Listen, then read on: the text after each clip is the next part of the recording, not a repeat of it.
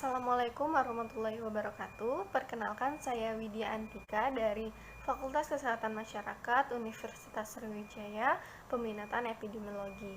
Nah, jadi di sini saya akan membahas mengenai manajemen keuangan. Yang mana untuk materi pertama di sini saya akan menjelaskan mengenai prinsip dasar prinsip dasar bagi manajemen keuangan adalah yang pertama konsistensi, kedua akuntabilitas, ketiga transparansi, keempat keberlangsungan hidup, kelima integritas, kemudian pengelolaan, dan yang terakhir adalah standar akuntansi. Nah, materi yang kedua yakni mengenai manajemen keuangan pemerintah.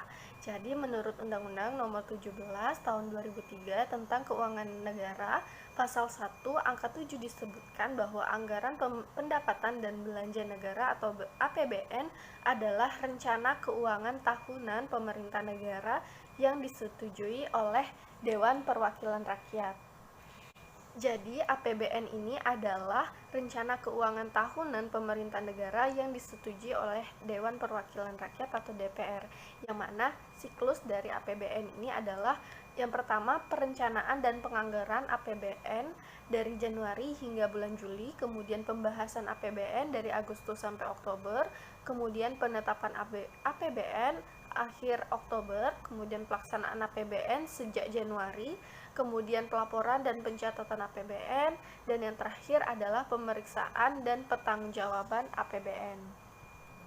Kemudian, Presiden berkewajiban untuk menyampaikan rancangan undang-undang tentang pertanggungjawaban pelaksanaan APBN berupa laporan keuangan. Nah, laporan keuangan ini disusun dengan menggunakan standar akuntansi pemerintah yang mengacu pada International Public Sector Accounting Standard atau IPSAS.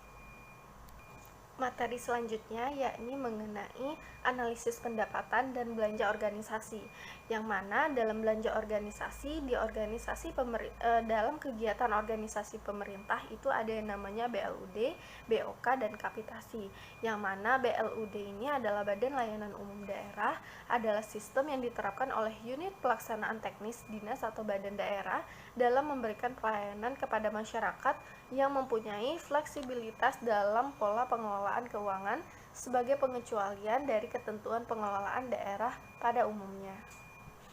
Sedangkan BOK adalah bantuan biaya operasional kesehatan untuk puskesmas dan jaringannya, serta UKBM dalam menyelenggarakan pelayanan kesehatan promotif dan preventif, KIA sampai KB, gizi, imunisasi kesehatan, kesehatan lingkungan, promosi kesehatan, dan pengendalian penyakit. Sedangkan dana kapitasi adalah besaran pembayaran per bulan yang dibayar di muka kepada FKTP berdasarkan jumlah peserta yang terdaftar, tanpa memperhitungkan jenis dan jumlah pelayanan kesehatan yang diberikan. Kemudian materi selanjutnya adalah strategi perencanaan dan penganggaran SPM. Jadi SPM ini adalah ketentuan mengenai jenis mutu pelayanan dasar yang merupakan urusan pemerintahan wajib yang berhak diperoleh setiap warga negara secara minimal. Kemudian materi selanjutnya adalah prinsip-prinsip pengelolaan keuangan negara pada satuan kerja pemerintah, yang mana dalam prinsipnya ini yakni yang pertama tahunan, kemudian universalitas, kemudian kesatuan, kemudian spesialitas, kemudian akuntabilitas yang berorientasi pada hasil, kemudian profesionalitas, kemudian proporsionalitas, dan yang terakhir adalah transparansi.